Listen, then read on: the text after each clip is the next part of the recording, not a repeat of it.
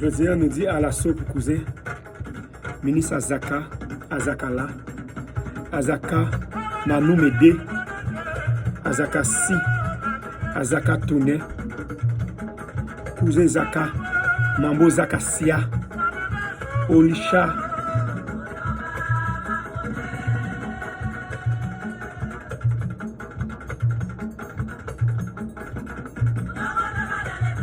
Zaka Wemi, Zaka Kwesimanyan, Zaka Klib, Zaka Colombie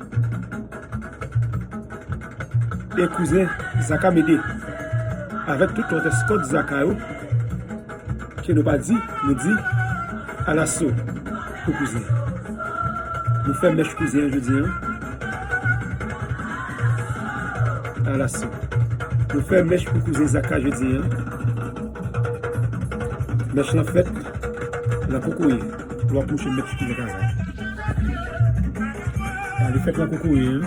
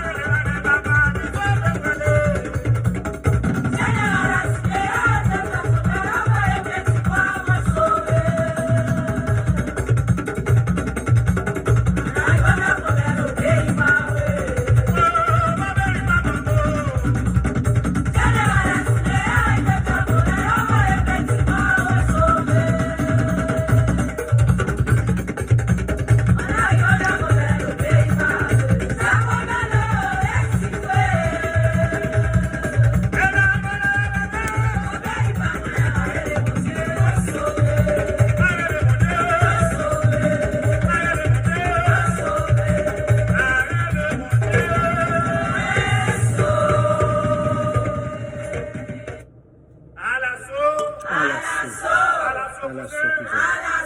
À l'assaut.